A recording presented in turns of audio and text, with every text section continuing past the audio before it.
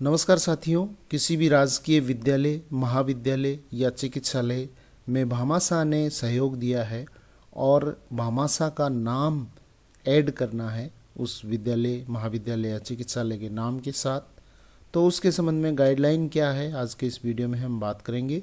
ये नवीनतम गाइडलाइन सामान्य प्रशासन विभाग द्वारा 6 फरवरी 2025 को जारी की गई थी और इसमें सबसे पहले जो लाइन है वो ये है कि राजकीय भवन की कुल लागत का अगर 50% से 75% जो हिस्सा है वो अगर दानदाता के द्वारा दिया गया है तो राजकीय भवन के नाम से पहले राजकीय और उसके बाद दानदाता का नाम आएगा। यानी पहले राजकीय नाम रहेगा और उसके बाद दानदाता का नाम आके और उसके बाद जो स्कूल है या कॉलेज है या हॉस्पिटल है वो नाम उसमें आ जाएगा।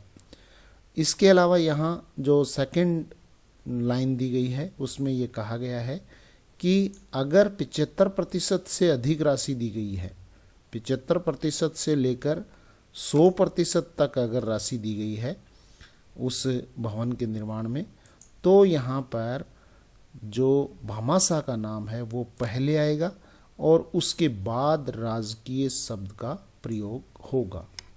तो 50 से 75% में तो पहले राजकीय नाम, उसके बाद भामाशाह का नाम, और अगर राशि है वो 75% से 100% तक भामाशाह के द्वारा लगाई जा रही है तो पहले भामाशाह का नाम होगा और उसके बाद राजकीय शब्द का प्रयोग उस भवन के नामकरण हेतु किया जाएगा।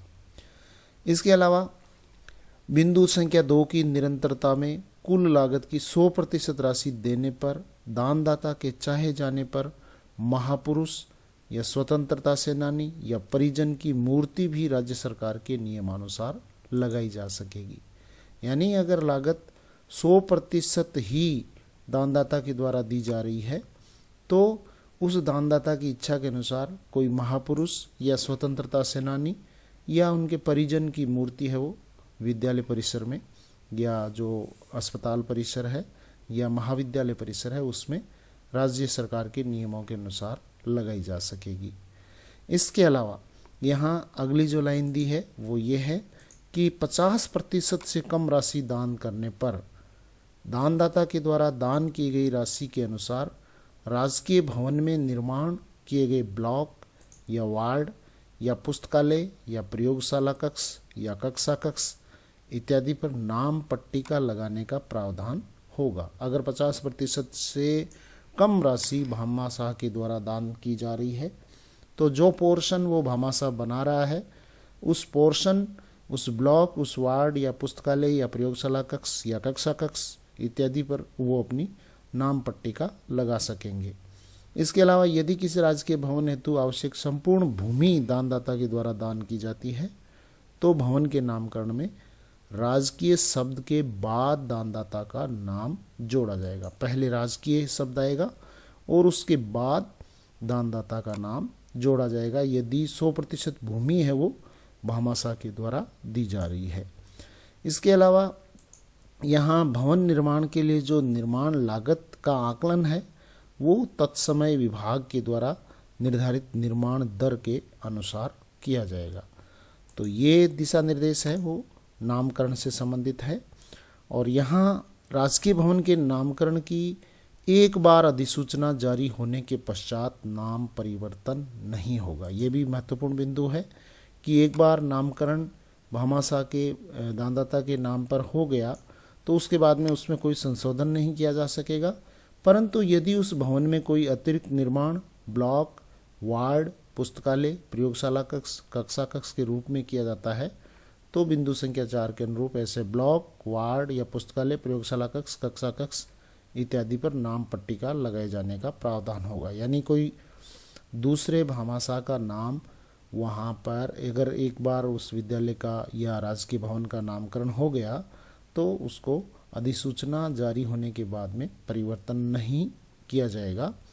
लेकिन कोई वहाँ पर अलग से कक्ष बनाया जा रहा है, निर्माण ब्लॉक या वार्ड, पुस्तकालय, तो उस पे वो बिंदु संख्या 4 के अनुरूप नाम पट्टिका वो लगाई जा सकेगी। इसके अलावा ऐतिहासिक महापुरुषों और स्वतंत्रता सेनानियों के नाम पर नामकरण का निर्णय है वो राज्य सरकार के स्तर पर किया जाएगा। और राजकीय भवनों, चिकित्सालयों और महाविद्यालयों आदि के नामकरण दिवंगत स्वतंत्रता सेनानियों के नाम पर करने संबंधित लंबित प्रकरणों का निस्तारण ये 14/3/2024 को जो गठित मंत्रिमंडलीय उप समिति है उसके द्वारा किया जाएगा। और विशेष जो प्रावधान है वो क्या है? विशेष प्रावधान ये है कि शहीद होने वाले सैनिकों के नाम पर नामकरण शिक्षा विभाग के पूर्व आदेश 8/5/2008, 12/3/2012 और 30/1/2018 में वर्णित प्रावधानों के अनुसार किया जा सकेगा। जैसे विभिन्न ऑपरेशंस में शहीद होने वाले सैनिकों के नाम पर नामकरण किया जा सकेगा। शहीद सैनिकों के नाम पर शहीद के ग्राम में प्राथमिक विद्यालय नहीं होने पर उच्च प्राथमिक, माध्यमिक या उच्च माध्यमिक विद्यालय का नामकरण किया जा सकेगा। और शहीद सैनिकों के नाम पर राजकीय महाविद्यालयों का नामकरण वर्तमान प्रावधान के अनुसार राज्य सरकार के स्तर से किया जा सकेगा। इन प्रकरणों में संबंधित विभाग ही नोडल विभाग रहेंगे। इसके अलावा ऐतिहासिक महापुरुष एवं स्वतंत्रता सेनानियों के नामकरण के प्रकरणों में नोडल विभाग सामान्य प्रशासन विभाग ही होगा और शेष नामकरण प्रकरणों में संबंधित विभाग ही नोडल विभाग के रूप में कार्य करेंगे।